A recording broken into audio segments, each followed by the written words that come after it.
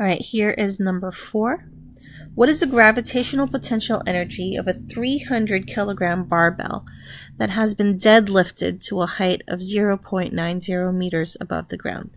So there were some questions earlier about what a barbell is. So let's just go ahead and let's see.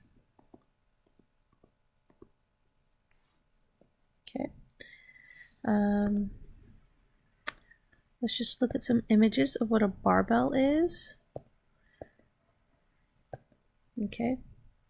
So barbell is this thing. It's got the hook. It's got the I forgot what this called, but then the weights attached to it. All right. So let's go back to the problem. Okay. So we have a 300 kilogram barbell. So first we need a ground.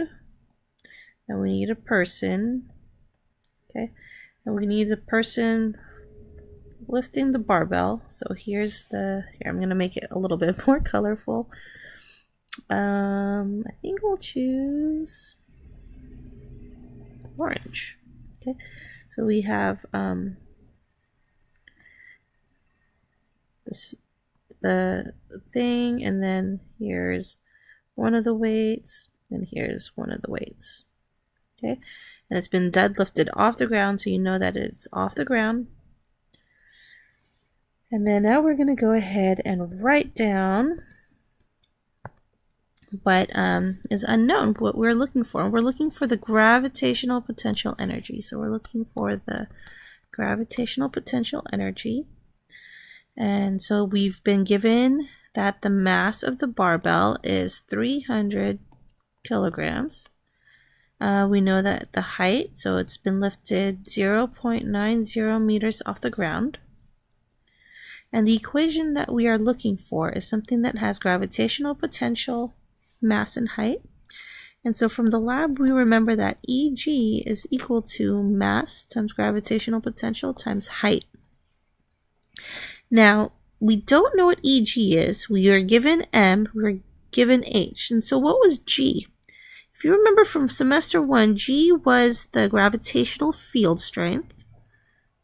So it's the gravitational field strength that we were talking about. And that number is, we're going to use 10 as our conventional number, and 10 newtons per kilogram. All right, so now we are ready to solve for our gravitational potential energy. Okay. And so we have Eg is equal to mass times gravitational field strength times height. So we have Eg is equal to 300 kilograms times 10 newtons per kilogram times 0.90 meters. And when we multiply all those numbers straight across, we can see that 300 times 10 is going to give us 3,000. And then, so this is 3,000 times, let's see, 3,000 times 0.9, 0.90 or 0.9 is going to give us 2,700. Okay, so 2,700 joules.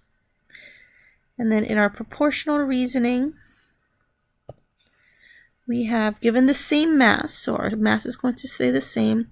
What is the gravitational potential energy? So we're wondering what this is. If the height of the barbell is 2.7 meters, so we're going from 0.9 all the way to 2.7. So we know 0.9 to 2.7 is times 3. I'm going to multiply by 3. We're staying here on Earth, so 3 times 1 times 1 is going to be 3. All right, so our coefficient is 3. Our variable is Eg, and so we still have a 3 of coefficient, and our original was 2,700 joules. And so when we multiply 2,700 joules by 3, we're going to get 8,100 joules. And then the same here, given the same height, so this is going to stay the same. What is the gravitational potential energy? So that's going to go here. What is the gravitational potential energy if the mass of the barbell is 150 kilograms? And so our old mass was 300. And now we're going to go down to 150. So 300 times something. Remember, we're looking for what is it that we're going to multiply by. And so we know that 300 divided by 2 is going to be 150. So times would be the reciprocal of it. So we're going to multiply by 1/2. So this is going to be 1/2. And then it stays here on Earth.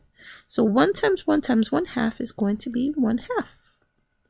So 1/2 of each g is going to be 1/2 times the original value, which is 2,700. And so 2,700